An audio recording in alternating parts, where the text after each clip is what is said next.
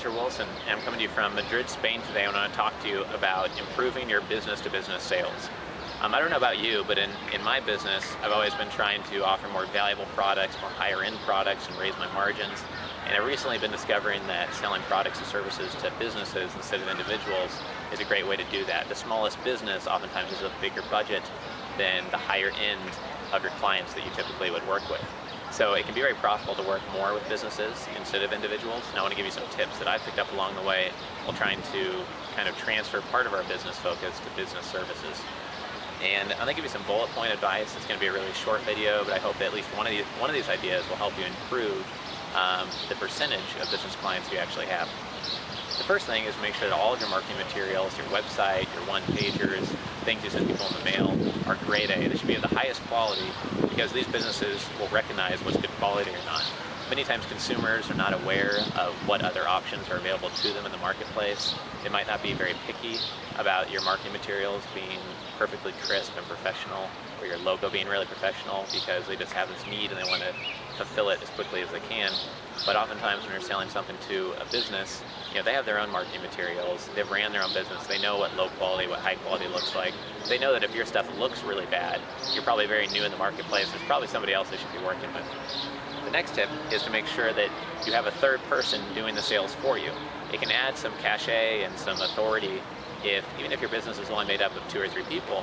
If somebody else on your team who's not your CEO, which is probably yourself, going out to these businesses, meeting with them, calling them, emailing them, even if you have to step in after the first or second contact, it's good if the initial contact comes from somebody else on your team so that it doesn't look like a one-man show. It doesn't look like you just started this business last night in your garage after going out to beer with your friend, came up with some great idea.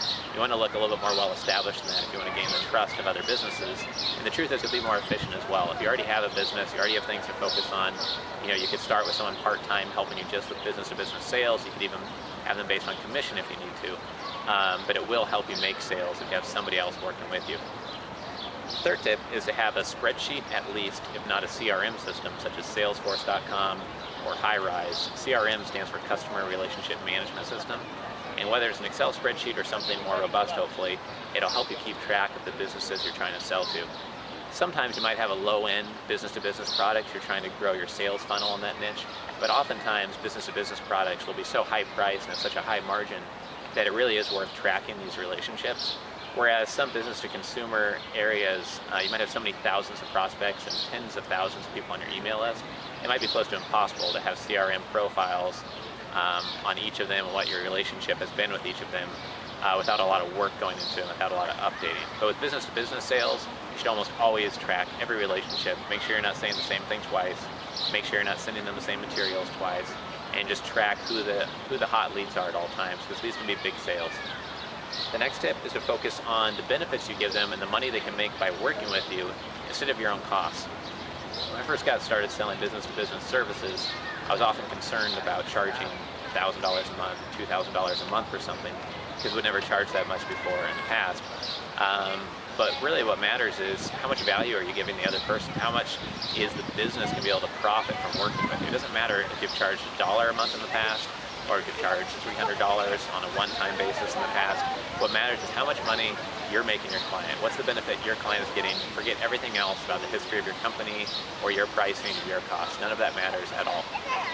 The next thing is to use scarcity, so limited availability of these services, and also competition between competitors in the industry. So for example, if I was an investment bank and I was selling a product to, let's say, a wealth management firm, I could say we're only going to offer this service, if this was true, to 100 wealth management firms, and that 20 of them had already signed up. I create a little bit of competition there among wealth management firms, because only so many of them can use my service, which will give them an advantage while working with their clients. And I also have some scarcity there, because I'm only working with 100 wealth management firms. So if they don't sign up sometime in the near future, there may not be a chance for them to sign up for our service. So that's one way to do it. I found that to be pretty successful, because some people in a business-to-business world aren't sure whether it's the right decision to work with you or not. But if you show that their peers are working with you, that there's a limited availability, that some of their competition might take their slot, they might not be able to work with you, that can really help move the sale forward. And oftentimes it's true. You really can't give business-to-business services to everybody in the world. There's just not enough time for a high-end service to do that. To just have two more tips here. One is to have case studies and testimonials, show what other businesses are doing in terms of working with you, offer references, and type up a little case study of your relationship with them, how you started working with them and how it's developed since then, and most importantly, how they've profited from working with you. And the final tip is to make sure that you accept multiple payment types. We used to only accept credit and debit card payments for our business, but the more we work with large businesses and publicly traded companies that have 50 people in their accounts payable departments, the more we realize that they have some processes they have to go through to pay us that are pretty rigid. Some companies can only pay things via bank transfer. Some people can only pay things via a check that is attached to an invoice, which is attached to a purchase order.